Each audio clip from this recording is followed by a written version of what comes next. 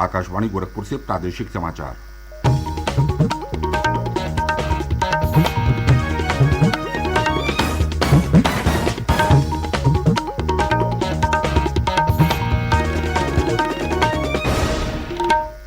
नमस्कार। समाचार बुलेटिन के साथ मैं प्रमोद कुमार सिंह। पहले मुख्य समाचार। विधानसभा चुनाव के चौथे चरण का मतदान अब से कुछ देर पहले हुआ शुरू। 9 जिलों के 59 सीटों पर डाले जा रहे हैं वोट। मतदान के लिए पोलिंग बूथों पर जुटने लगी भीड़।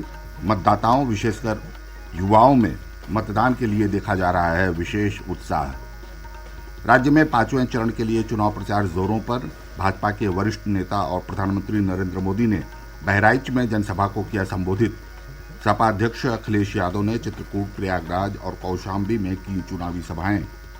और निर्वाचन आयोग ने कोविड संक्रमण की दर में कमी को देखते हुए जनसभाओं और रैलियों में भीड़ जुटने पर लगी पाबंदी हटाई।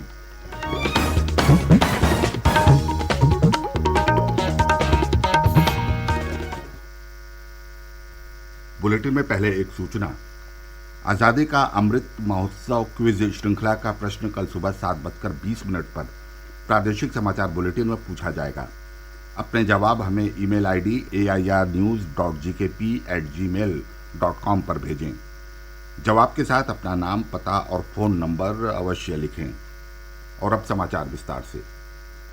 प्रदेश में विधानसभा चुनाव के चौथे चरण का मतदान अब से कुछ देर पहले 7 बजे शुरू हो गया। इस चरण में 9 जिलों पीलीभीत, लखीमपुर खीरी, सीतापुर, हरदोई, लखनऊ, उन्नाव, रायबरेली, फतेहपुर और बांदा की 59 सीटों पर मतदान हो रहा है।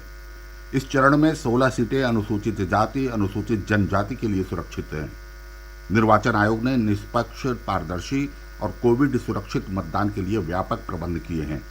मुख्य निर्वाचन अधिकारी अजय कुमार शुक्ला ने बताया कि मतदान शांतिपूर्ण ढंग से संपन्न कराने के लिए सभी उपाय सुनिश्चित किए गए हैं। पर्याप्त संख्या में अर्धसैनिक बलों की तैनाती की गई है। ईवीएम के स्ट्रांग रूम की सुरक्षा की जिम्मेदारी अर्धसैनिक बलों को दी गई है। इस चरण में 13,817 मतदान केंद्र और 24,643 पोलिंग बूथ बनाए गए हैं। हमारे संवाददाता ने बताया है कि इस चरण में 2,13,00,000 मतदाता 624 उम्मीदवारों के राजनीतिक भाग्य का फैसला करेंगे। इनमें 91 महिला प्रत्याशी हैं। इस चरण के कुछ प्रमुख उम्मीदवार हैं।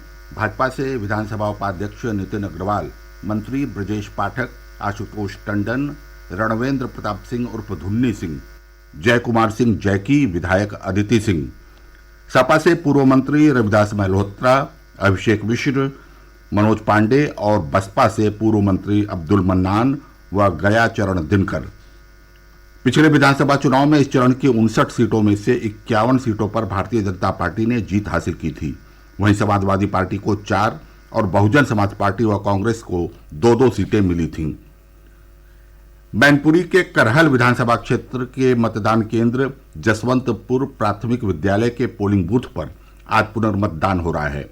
तीसरे चरण में 20 फरवरी को मतदान के दौरान इस पोलिंग बूथ पर एक व्यक्ति को वोटिंग कंपार्टमेंट के निकट पाया गया था, जिसके बाद निर्वाचन आयोग के निर्देश पर इस मतदान केंद्र पर पुनर्मतदान कराया जा रहा है। और आइए अब चलते हैं उन जिलों में जहां मतदान हो रहा है। सबसे पहले रुख करते हैं लखीमपुर खीरी का, जहां हमारे प्रतिनिधि श्यामजी अग्निहोत्री मतदान की ताजा जानकारी के साथ मौजूद हैं। खीरी में 23 फरवरी को लगभग 28,05,000 मतदाता अपने मताधिकार का प्रयोग करेंगे। भारत नेपाल सीमा को 48 घंटे पहले पूरी तरह से बंद कर दिया जाएगा। वर्तमान में 8 विधानसभा सीटों पर भारतीय जनता पार्टी का कब्जा है। भारतीय जनता पार्टी ने सभी वर्तमान विधायकों को इस बार भी अपनी किस्मत आजमाने के लिए टिकट दिया हुआ है, लेकिन धौरारा विधानसभा सीट पर उसने नए प्रत्याशी विनोद शंकर अवस्थी को इस बार भाजपा का प्रत्याशी बनाया है। कोरोना नियमों का भी जनता को पालन करना होगा। इसके लिए भी प्रशासन ने इंतजाम कर रखे हैं। साथ ही आदर्श पोलिंग बूथों के साथ साथ महिलाओं के लिए विशेष रूप से पिंक पोलिंग बूथों का भी निर्माण किया जा रहा है। प्रशासन ने मतदाता जागरूकता अभियान को पूरे जोर शोर से चला रखा था, जिसके परिणाम 23 फरवरी को देखने को मिलेंगे। जनता में मतदान को लेकर भारी उत्साह देखने को मिल रहा है। श्याम जी अग्निहोत्री, आकाशवाणी समाचार, लखीमपुर खीरी। पीलीभीत में भी मतदान हो रहा है। बूथों पर मतदाताओं के पहुंचने का सिलसिला शुरू हो गया है और ब्यौरा दे रहे हैं पीलीभीत प्रतिनिधि सतीश मिश्र। चौथे चरण में शामिल पीलीभीत जनपद की 4 विधानसभा सीटों पर 14,40,000 से अधिक मतदाता 43 प्रत्याशियों के भाग्य का फैसला करेंगे।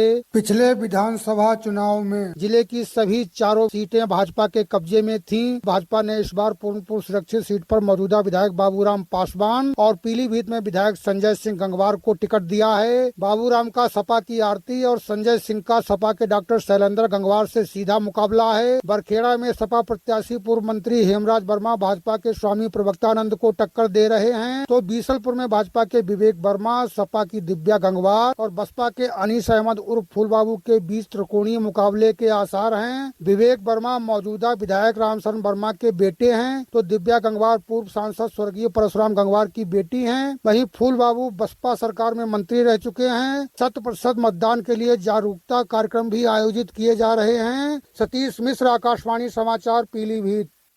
सीतापुर में भी मतदान के लिए लोगों में उत्साह देखा जा रहा है और जानकारी हमारे सीतापुर प्रतिनिधि दीपक श्रीवास्तव से। उत्तर प्रदेश की राजधानी लखनऊ से सटे सीतापुर जनपद में 9 विधानसभा क्षेत्र हैं, जिन पर चौथे चरण के अंतर्गत 23 फरवरी बुधवार को मतदान होगा। वैसे तो प्रत्येक विधानसभा क्षेत्र में अपने अलग अलग स्थानीय मुद्दे हैं और समस्याएं भी, जिनको ध्यान में रखते हुए वहां का मतदाता अपना वोट डालेगा। लेकिन यदि कॉमन मुद्दों की बात करें तो जनपद में रोजगार, बालिकाओं के लिए उच्च शिक्षा, परिवहन, पर्यटन, औद्योगिकरण, बाढ़ की समस्या और सहकारी चीनी मिल की बंदी ऐसे मुद्दे हैं जिनको ध्यान में रखते हुए इस बार मतदाता अपना वोट डालेगा। सभी सीटों पर भाजपा, सपा गठबंधन, बसपा और आप ने प्रत्याशियों को उतारा है, लेकिन मुख्य मुकाबला सपा और भाजपा के मध्य सिमटता दिखाई पड़ रहा है। दीपक श्रीवास्तव, आकाशवाणी समाचार, सीतापुर।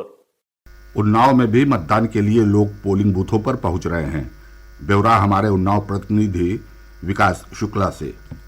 मैं उन्नाव जिले की जमका पोलिंग बूथ पर खड़ा हूं। मतदान कुछ देर पहले शुरू हो चुका है। यहां पर सुरक्षा के पुख्ता इंतजाम किए गए हैं। कोरोना गाइडलाइंस का पालन करते हुए मतदाताओं की लाइनें लगी हुई हैं। मतदान को लेकर मतदाताओं में काफी उत्साह है। मतदान करने के लिए लोग बढ़ चढ़कर हिस्सा ले रहे हैं। मतदान दिवस को लोग त्योहार की तरह मना रहे हैं। नए मतदाताओं में अपने मताधिकार का प्रयोग करने के लिए खासा जोश दिखाई दे रहा है तथा जिले के अन्य मतदान केंद्रों पर भी कोरोना गाइडलाइंस का पालन करते हुए लोग मतदान कर रहे हैं। विकास शुक्ला, आकाशवाणी समाचार, जमुका, उन्नाव। प्रादेशिक समाचार आप आकाशवाणी गोरखपुर से सुन रहे हैं। ये समाचार बुलेटिन हमारे YouTube channel AIR news Gorakhpur और ट्विटर हैंडल AIR न्यूज_GKP पर भी उपलब्ध है। राज्य में 5वें चरण के लिए प्रचार जोरों पर है। भाजपा के वरिष्ठ नेता और प्रधानमंत्री नरेंद्र मोदी ने कल बहराइच में एक चुनावी जनसभा को संबोधित किया। उन्होंने कहा कि भाजपा इस बार जीत का चौका लगाने जा रही है। पहले 2014, फिर 2017 तथा 2019 और अब 2022 के चुनाव में भाजपा को उत्तर प्रदेश की जनता विजयी बनाएगी। भाजपा के वरिष्ठ नेता और रक्षा मंत्री राजनाथ सिंह ने कल गोरखपुर और बलिया में जनसभाओं को संबोधित किया। उन्होंने कहा कि भाजपा सरकार सबका साथ सबका विकास के मूल मंत्र के साथ गरीबों, किसानों, युवाओं सहित हर वर्ग के हितों के लिए कार्य कर रही है। भाजपा के वरिष्ठ नेता और गृह मंत्री अमित शाह ने प्रयागराज में रैली को संबोधित करते हुए कहा कि 3 चरणों के चुनाव में सपा, बसपा और कांग्रेस का सफाया हो गया है। उन्होंने कहा कि भाजपा 300 से अधिक सीटें जीतकर सरकार बनाएगी। भाजपा के राष्ट्रीय अध्यक्ष जगत प्रकाश नड्डा ने देवरिया और मुख्यमंत्री योगी आदित्यनाथ ने अयोध्या में जनसभाओं को संबोधित किया। समाजवादी पार्टी के अध्यक्ष अखिलेश यादव ने चित्रकूट, प्रयागराज और कौशाम्बी में चुनावी जनसभाओं को संबोधित किया। उन्होंने कहा कि भाजपा के सभी नेता झूठे वादे कर रहे हैं। श्री यादव ने कहा कि सपा ही उत्तर प्रदेश में एक बेहतर सरकार दे सकती है।